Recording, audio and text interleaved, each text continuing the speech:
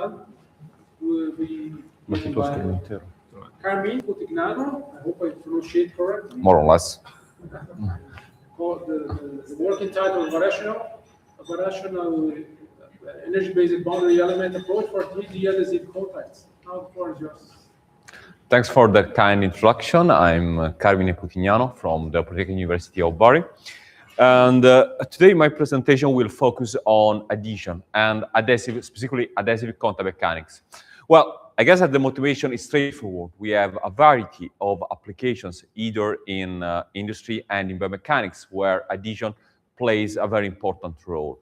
And technical adhesion is always something a little bit tricky, as we all know in this room, because it covers different scales, from the large scale, from the micro scale, down to the atomistic scale. When it comes to numerics, most of the numerical methods that have been developed so far to deal with adhesion rely on the definition of a potential form between two surfaces that are in contact. The classical one is the Lennard-Johnson one, but still there is some arbitrary in the definition of this potential. So our aim is to formulate the adhesive contact problem in a different way, in a way that is based on the definition of the total energy, that is the sum of the elastic energy plus the adhesive energy. And the adhesive energy is clearly related to some quantity, that is the energy per unit of area, gamma, that is clearly measurable in an experiment. So let me speak a little bit about how we formulated the problem.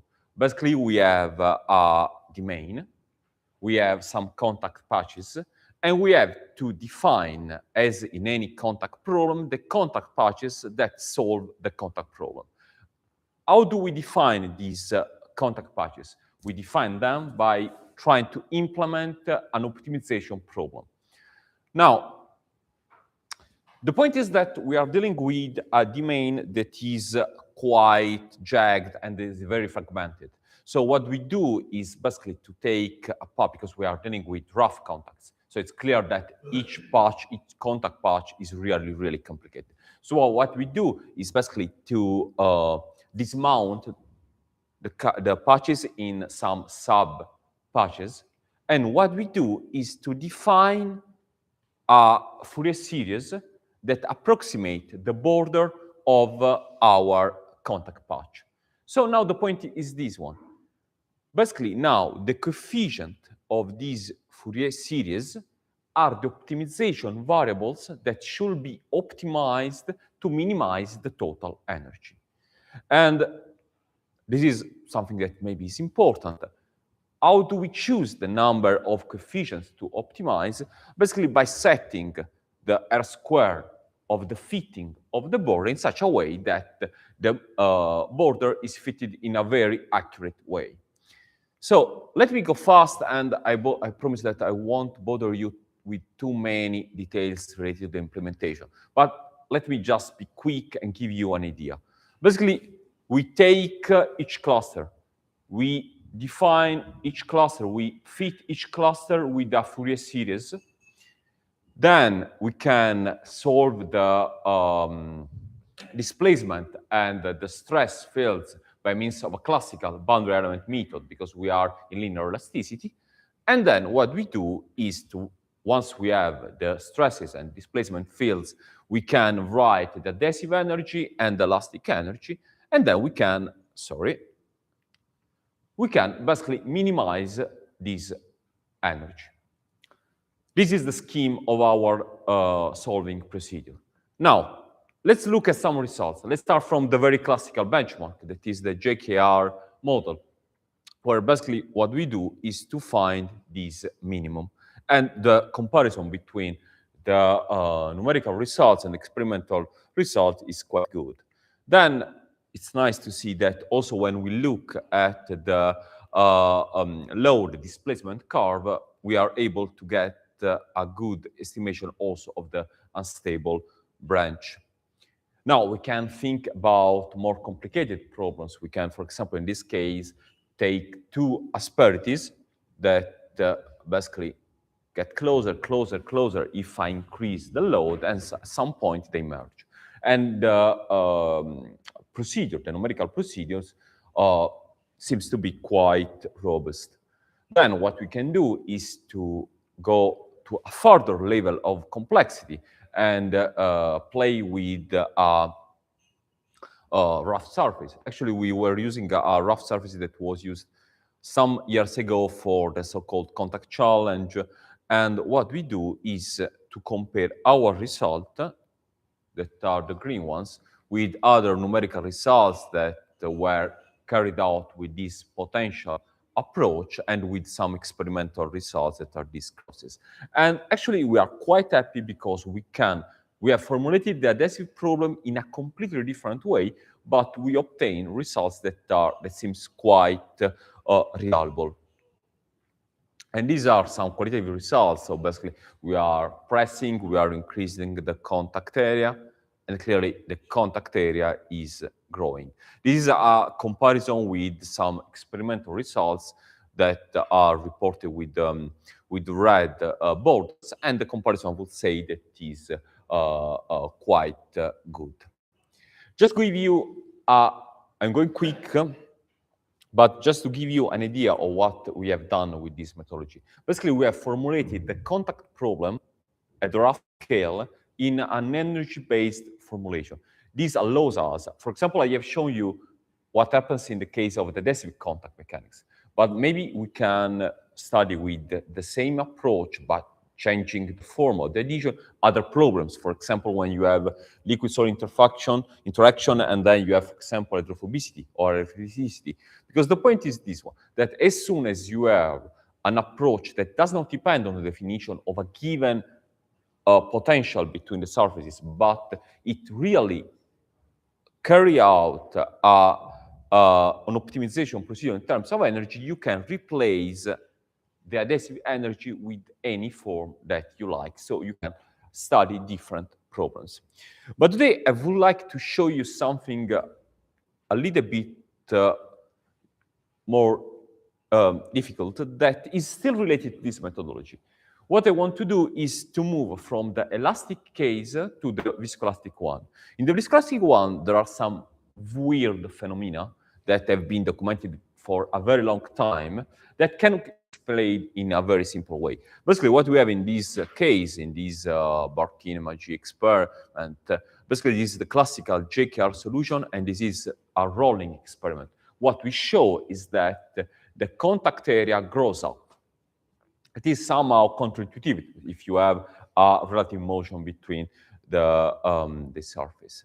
Just to remember a little bit what viscoelasticity is. Basically, when you have viscoelasticity, you have time dependence.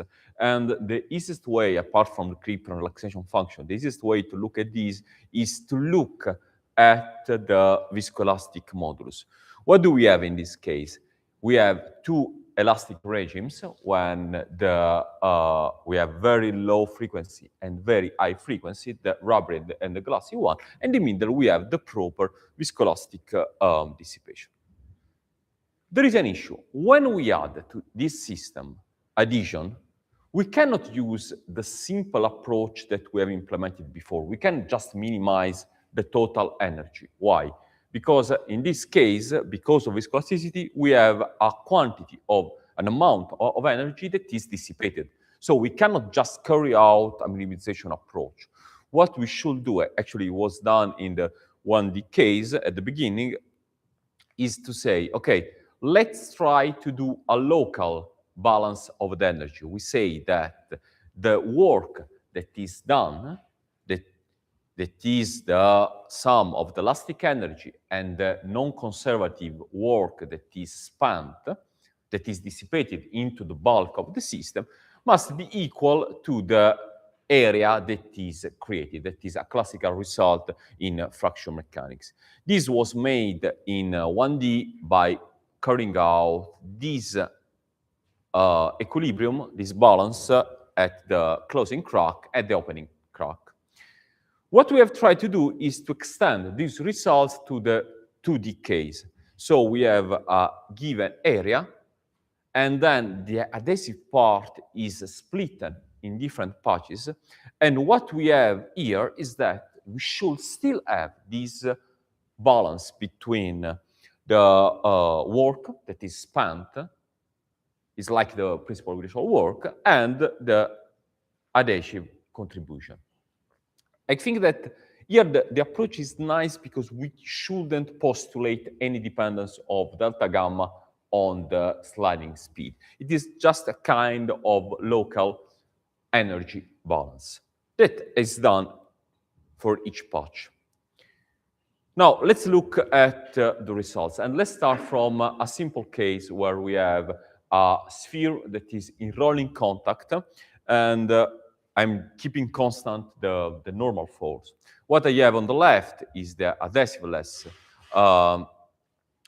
solution that is, as we are not moving, is the classical Hertzian solution. And on the right, I'm not moving, I have the adhesive solution that is a classical JKR, because if there is no deformation in the viscoelastic body, what I have is that the classical Roberry solution. But then I speed up, and what I obtain is that I have the adhesiveless solution. Here, this is a classical result in viscoelastic quantum mechanics, where we have the shrinkage of the contact area here at the trailing edge, because the material needs time to recover the deformation, and so it detaches at the trailing edge. And here, I think that it's clear that the contact area is growing. Why? Because at the trailing edge, the material is somehow softer, and so it's pulled and it gets into contact. And then clearly this becomes evident. Here, the contact area is becoming smaller because we are keeping constant normal force, and the viscoelastic material is becoming stiffer because I'm increasing the relative speed. Now, this is the classical glassy solution where we are going very, very fast, and so we recover the Hertzian solution at the glassy regime and the adhesive JKR solution. I think that is also nice to look at the friction, that is the viscoelastic friction. Let me remind you that viscoelastic friction is a measure of the viscoelastic energy that is dissipated into the material. And what we have is that clearly, because of adhesion, we have an increase of the contact area, and we have an increase of the region of material that is deformed. So this basically produced an increase also of the viscoelastic friction. This is why also in application it's really important to consider adhesion, if adhesion is present. Now, just before concluding, we can try to carry out the same test also keeping constant the penetration.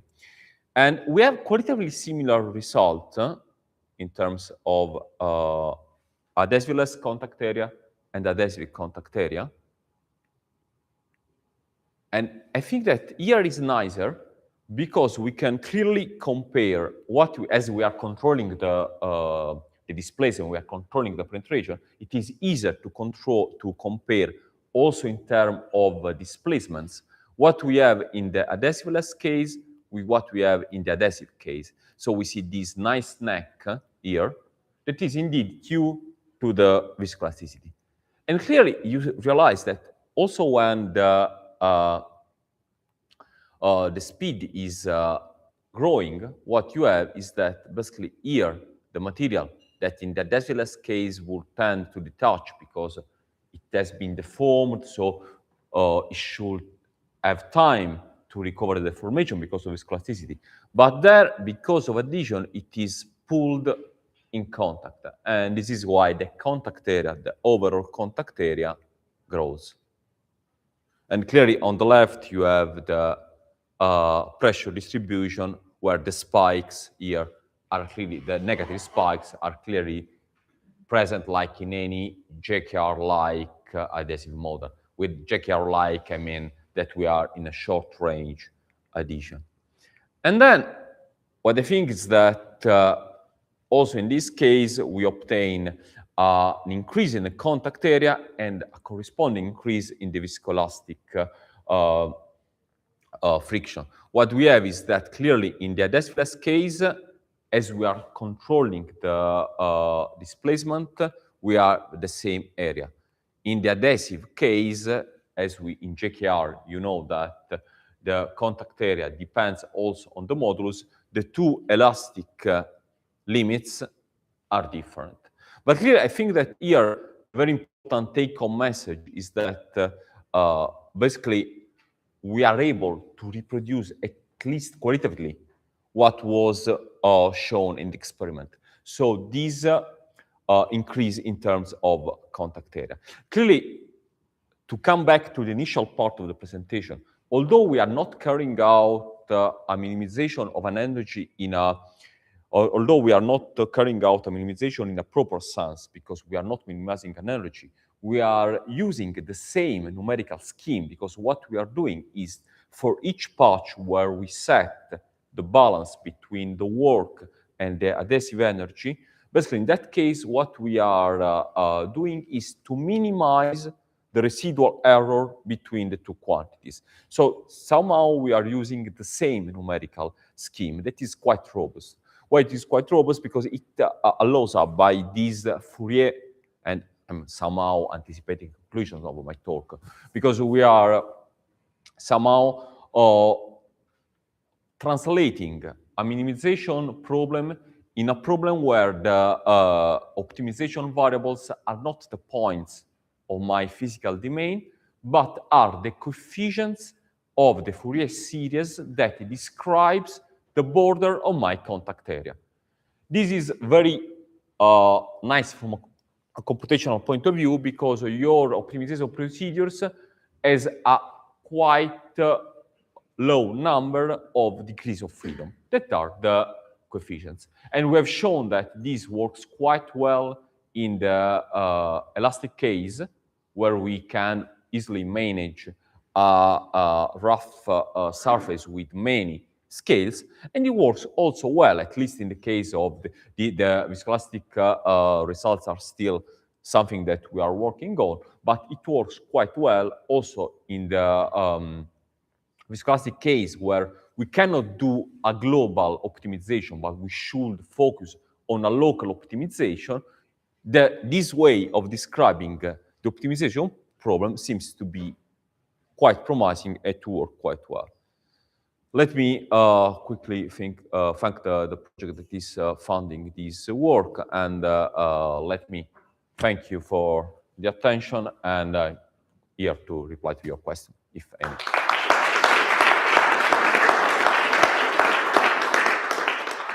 Thank you for the nice talk. Time for some questions. Please go ahead. So you were mentioning short-range adhesion. So does it mean that everything here is valid for this condition, or you can afford the type of adhesion? Well, usually when you have this kind of approach, but it's a little bit the same when you play with potential. Usually it's short-range adhesion, so it's for JKR like models. But at the same time, I think that adhesion, at least for this kind of problem, is more important for soft matter, where JKR seems to be quite good. Some more questions? Yes, please. It seems that in your algorithm of the relatively regular complex parts. Because how can they be considered, for instance, moving or rotation or something? Or for instance, can you approach such regular functions you show? Yeah, what we showed at the beginning is that basically if I have a patch that is very regular, so that is what you expect to have in rough contacts, what we do is to uncover, the researcher that is working with me brought this Latin motto, divide et impera, divide and conquer. So basically what we do is to take the complex shape, so we split the shape in simpler, that are still quite complex, sub-patches, and then basically each of them can be described by a Fourier series, where we have, a zero order coefficient, and then the other coefficient of the Fourier series. I think that at the beginning, when we tried to implement this, the question that we asked ourselves was, how can we decide the number of coefficients?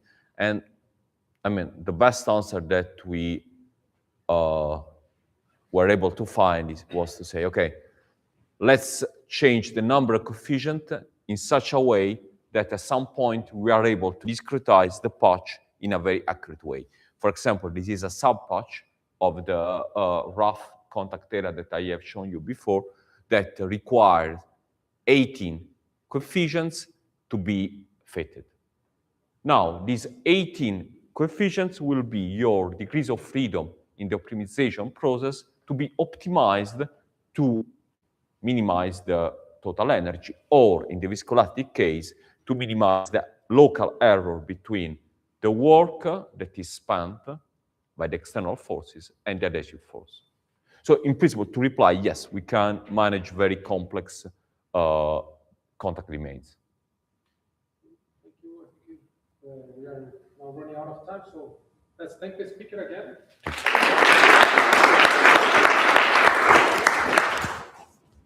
And now our next speaker will be Ivan Argatov, who was about liquid Hertz impact. Of course, yours.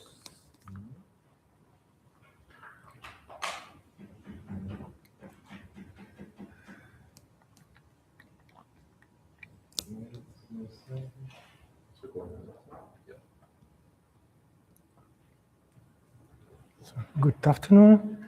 It is my pleasure to present the result of our joint work with Professor Vitaly Kocherbitov. And the outline of my talk is here. After a short introduction, I will consider water drop impact and present analytical solution to the problem. I start with this question. Do you know what's this? Yes, we are in Italian part of Switzerland, and Leonardo was left-handed and used mirror to code his text. And now we can easily to read his manuscripts, and I refer to this paper as a formulation for our problem of drop impact. And also in literature, Leonardo referred to, for the first mention of cohesive forces in water, and actually about the phenomenon of surface tension. So, to set the stage of our research, we consider inject printing, but in the whole this process, we are interested in drop impact, and in particular spreading on the surface. And this is a rather difficult problem. And from one side, it is relevant to fluid mechanics, and from the other side to surface physics. And our aim is to develop a tractable, simple analytical model connecting impact dynamics to interfacial properties. So, a simple drop, many physical scenario, and the behavior of liquid drop in impact depends on many factors: velocity, size, surface tension, and so on. And if we consider scientific disciplines are related to the problem, we can list hydrodynamics, thermodynamics, impact dynamics, and interfacial mechanics. For us to proceed, it is important to highlight that if contact angles considerations are not important, the inclusion of the surface stress condition takes complete account of interfacial effects. So gamma is surface tension, and this is our main parameter. And what about contact angle considerations? Why are they not important? They are important, but we consider non-wetting impact. Okay, And therefore, we fix this situation, and the only parameter is surface tension. So now let me briefly introduce physics of the problem. We have intrinsic physical chemical properties of the drop, medium, governing parameters, and if we make a balance, we have 6 variables, 3 physical dimensions, and therefore, when we consider k-dimensional groups, we will have only 3 independent due to Buckingham's pi theorem. And for us, we take a Twersch number that relates gravitational forces to surface tension forces. Weber number that determines the inertial to surface tension forces. And Onizort number that relates viscous forces, inertial forces, and surface tension effects. Actually, this is parameters that discuss dissipation.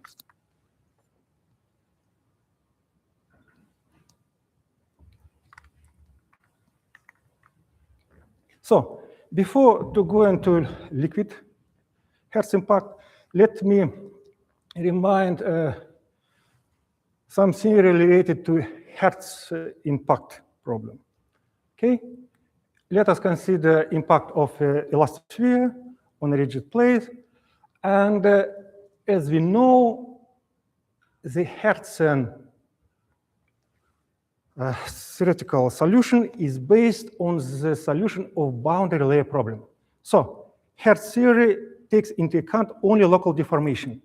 Global deformation is not counted, and if we construct a asymptotic model, this contribution accounts for global deformation. So in this case, actually, we can go with the leading term and consider only local deformations. But when we now come to impact of a liquid sphere, the situation is different. And from the very beginning, we need to consider global deformation of the droplet. So now deformation, we consider quasi-static. And deformation of droplet is governed by Young-Laplace equation. And here we introduce 2 dimensionless parameters, bond number and Twersch number. Actually, they're quite similar. And usually we use either this or that. But for us, it is important that different geometrical parameters are used in their constructions. So first, we need to solve static problem. And for this, we develop asymptotic solutions. Actually, to be more precise, we use asymptotic solutions available in the literature and two-sided asymptotics and construct Padel-like approximations quite accurate. And use these formulas to solve quasi-static impact problem. Now, we formulate equations of impact, and after non-dimensionalization, we come to this problem.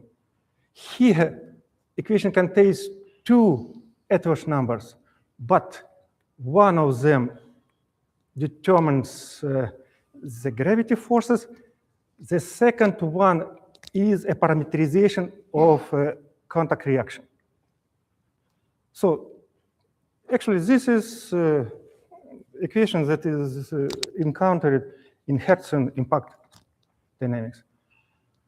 And we see that our solution extends applicability of asymptotic model approach. Asymptotic model due to Chevy, they use first logarithmic term. So if we implement a complete solution, we go a little bit further. Next step was to take into account viscous dissipation, and we do this using known solution for damping of vibrating liquid sphere in a usual way by introducing damping coefficient. And now, after non-dimensionalization, we have additional term that accounts for Onisorge number for dissipation effects. And I have a few slides to show comparison with other solutions published in the literature and experimental data. Here we come close to more difficult and more exact analytical model Malachik-Bush, and our simple model works not so bad. Now, it is interesting that if we consider spreading, this is geometry change of drop, we see that the analytical solution works pretty well in a rather wide range of parameters. And this is good. However, the effect of dissipation is not taken with the same accuracy. And we see that prediction of the simple model, of course, blow up with increase of Onisorge number. Okay, and final slide here, that if we consider restitution coefficient, still we have some predictive ability, but we cannot account for this non-monotonic behavior. And I explain this by the simplicity of accounting for viscous dissipation. Of course, this can be improved. And finally, these are,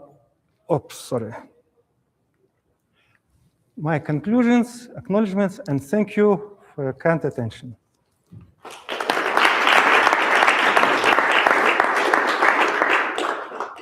Thank you for the presentation. Very interesting, challenging topic. We have time for some questions, comments. Please go ahead. Yeah, thank you very much, Ivan, for your presentation. I was wondering, you said the dissipative effect is the one that you, let's say, cannot estimate in a very good manner, in a sense. Yes. But I mean, that is actually, you use a viscous type, basically. No, it's proportional to the velocity. You have just the classical. That, by the way, in a fluid is what you should expect also. So what do you think is missing there? It should be non-linear function? What is missing is that this simple solution is for vibrating sphere. But we have a liquid droplet in contact with rigid base. And if we take that solution, we can improve our prediction. So this is very simple solution. Thank you. So one needs to consider, in a way, this very thin layer that stays for a while and it changes the way this equation holds. Yeah. It doesn't hold anymore, is it? In this topic is new for me because I come from quantum mechanics, but there are a lot of analytical work in this area, and the solution of liquid droplet in contact with rigid base vibration was already considered, but their solution is to be adapted to include into this model. And this is some work maybe for future research. One more comment or question? Just a curiosity from my side, you mentioned something about superficial tension, right? From the I think gamma parameter. Yes. Could you comment a bit this parameter down here? Could you comment a bit on its effect in the model, how it is? For example, you compare water and mercury. So Give some insight on this. in our model, after non-dimensionalization, gamma enters via two parameters, Edwards number and Onizuchi number. Both numbers depends on gamma. And the effect of surface tension plays a role depending on the size of liquid droplet. This is one story. And of course, depending on the velocity. So for small velocities and small sizes, our solution works well. If we increase the size, and then this solution. You saw a scenario of drop splashing and so on. So it's very difficult. Okay. Very interesting. Thank you. Some more questions? Okay, so let's think again.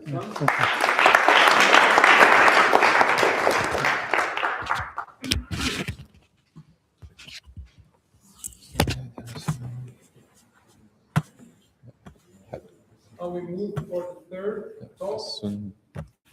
Given by Ivo Steinbrecher, entitled Mixed Dimension Beam to Solid Interaction from Embedded Fibers to Components.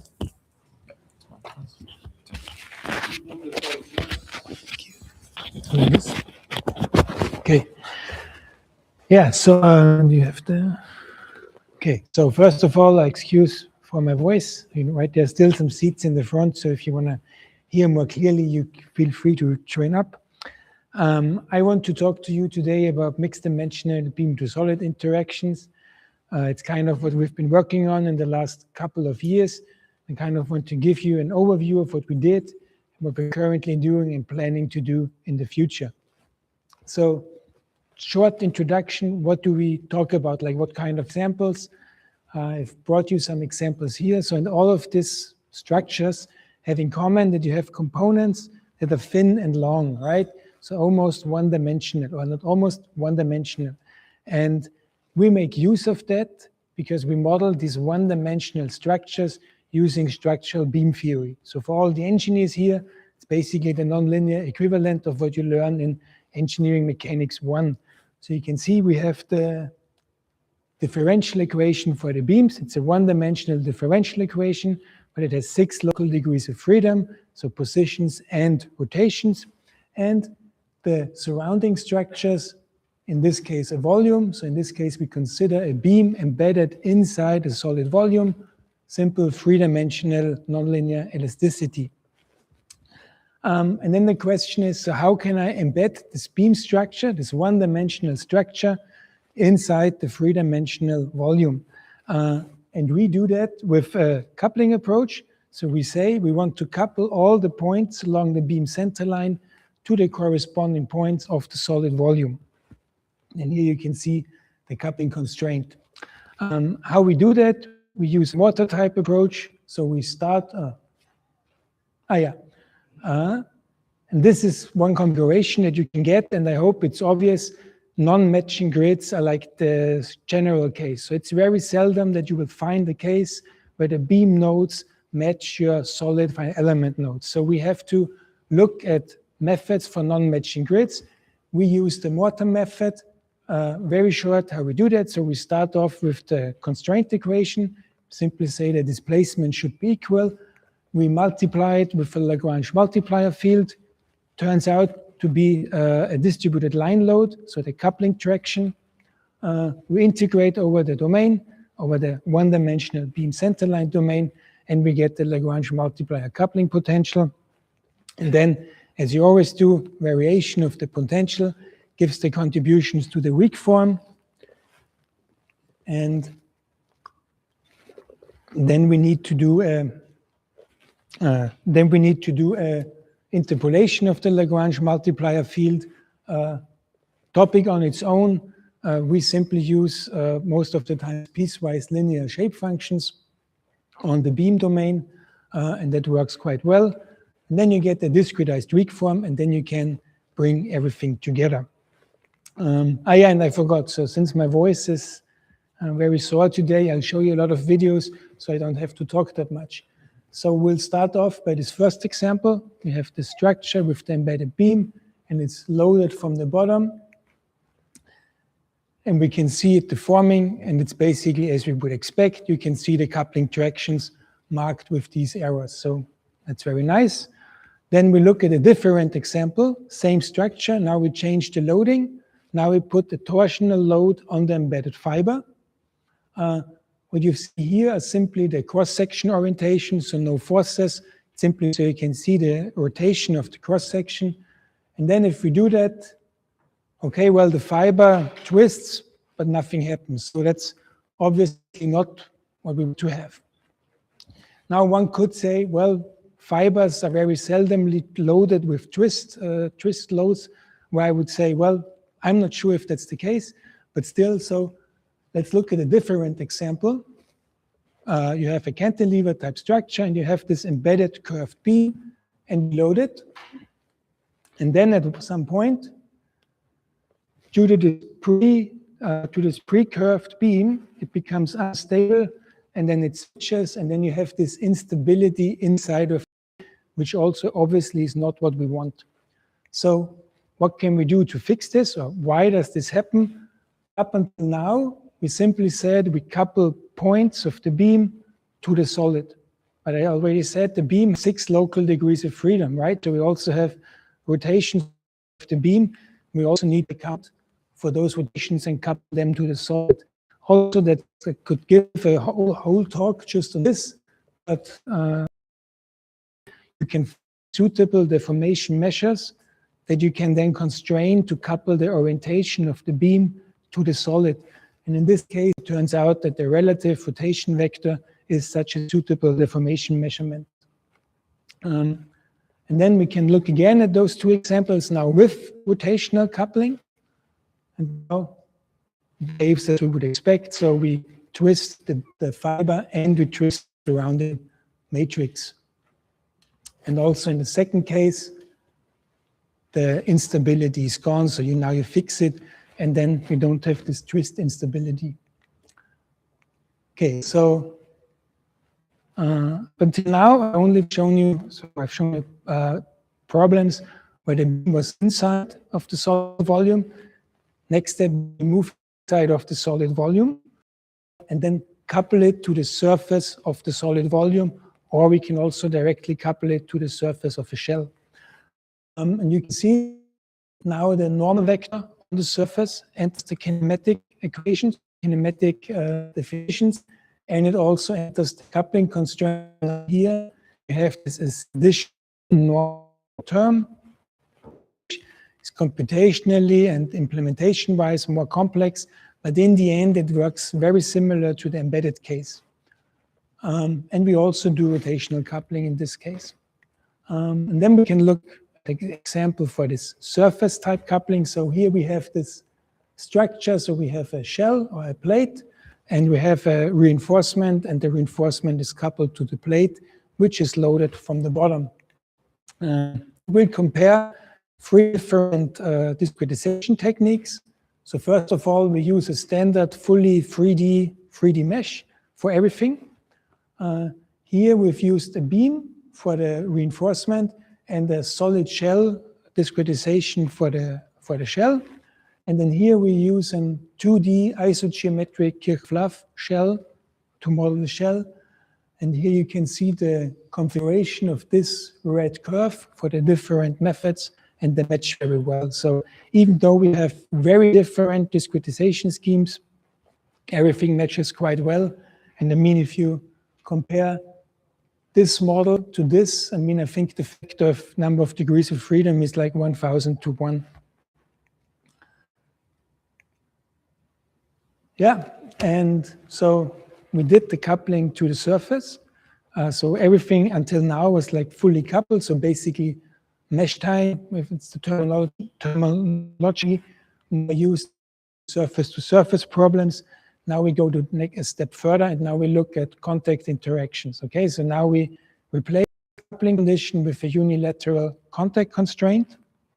You can see the kinematics here. We have a well-known Hertz-Signorini-Moreau conditions, and we also enforce this or solve this with a mortar type approach. So we define the variation of the variational contributions of the constraint. Yeah, and then we can add this to the weak form also, conceptually very similar as you do it in surface-to-surface contact. Yeah, and then also have a look at some examples here. So first one, 4-point bending test. The specimen is modeled with 3-dimensional solid elements, and then the intenders are modeled with 1-dimensional beams. And you can see the result, and here you can see the resulting interaction forces. We can also do that with an isogeometric shell formulation, so also like 2D surface representation.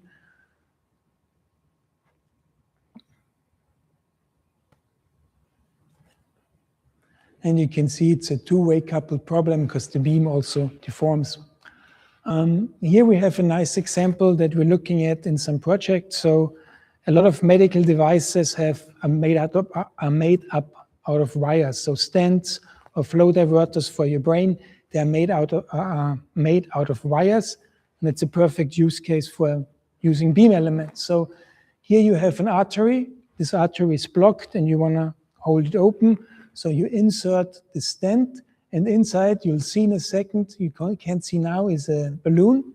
The balloon is blown up, the stent deforms plastically, and through this plastic deformation, the artery is held open. You can see it here, inside is this balloon, and then the balloon is retrieved, and through the plastic deformation, the stent is deformed and holds the artery open. Some of you might have seen this, but I still like to show it because I think it's a very nice example because it combines a lot of different effects. So here we have, so this is a tennis racket. The strings are embedded inside of the racket frame, so with volume mesh tying. Then we have interaction between the strings itself, right? So here we have contact interaction between the strings, and in a second you'll see the ball that comes down, and then the ball is obviously in contact with the strings.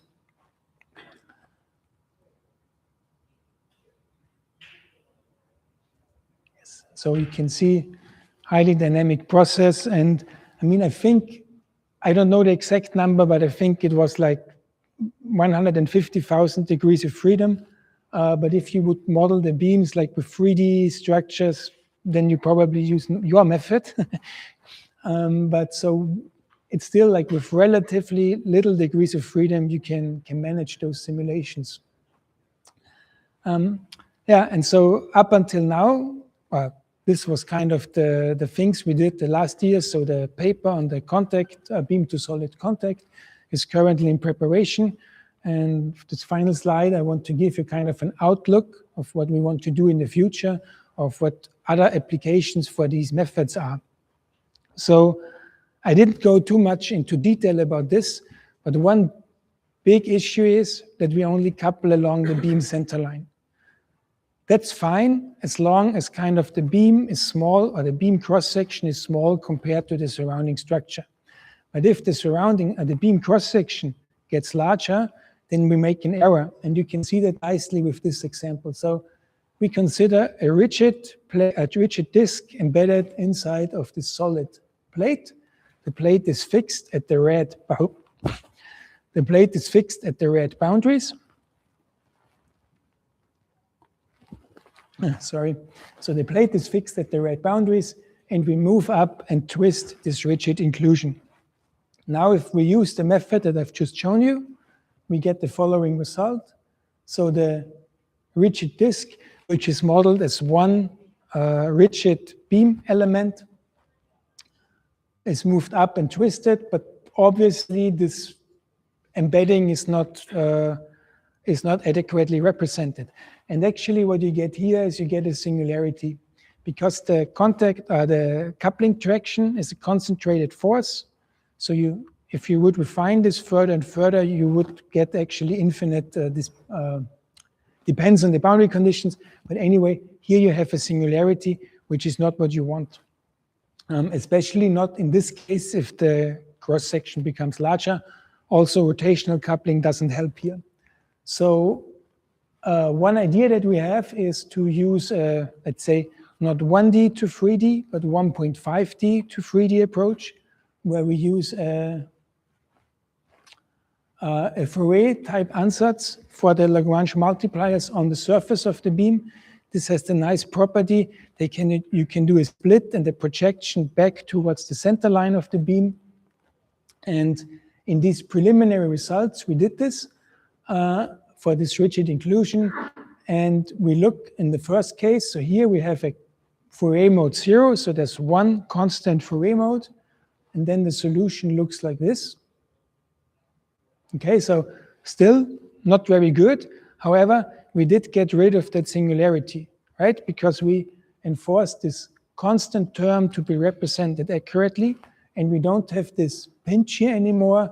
We have this constant plateau. And then if you increase the number of Fourier modes, 1, 2, 3, it gets better and better. So the more Fourier modes you use, the closer you get to the actual solution and if you couple on the surface. And this is what we're currently writing a proposal about and want to look at in the future. And then let me conclude by saying we don't just develop methods, we also develop software. We have this beam preprocessor, so if anybody is ever using or wants to create complex beam models, please give it a try. If you have any issues, just write me an email. And all the simulations I've shown you today are implemented in an open source. So the beam input processor is also open source, and then our fine element solver is also open source. So if you want to have a look at beam or other multiphysics problems, please check it out. And with that, I say thank you, and I'm happy to take any questions. Thank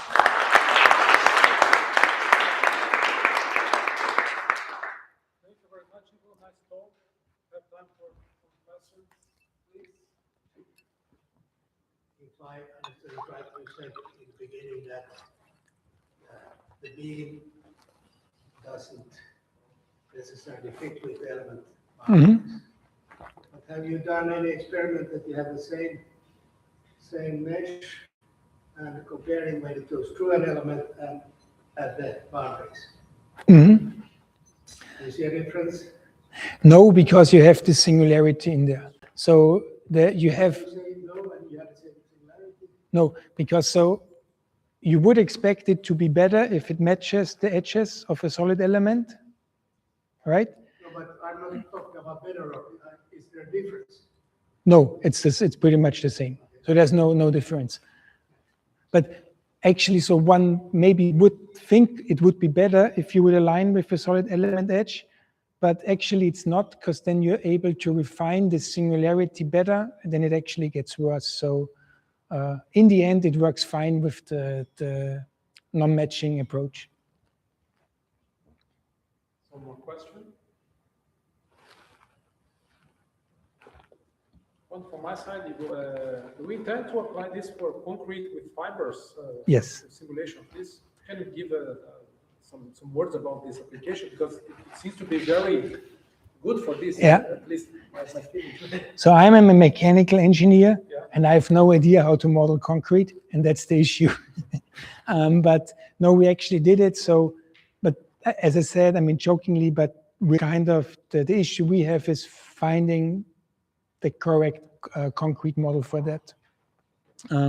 But we did some, I don't have it to show you here, but we did some examples of a concrete reinforced beam, where we used a very simple Drucker-Prager material model for the concrete.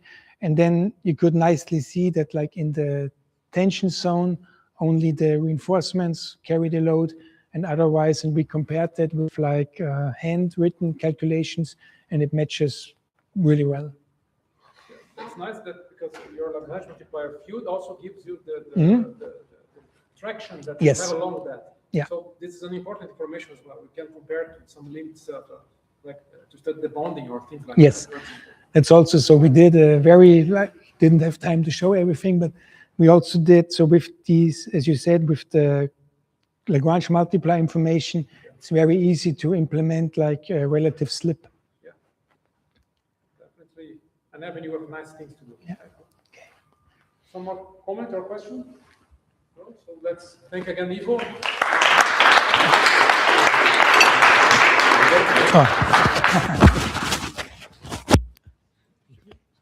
Want to be recorded or stream or no stream? No stream.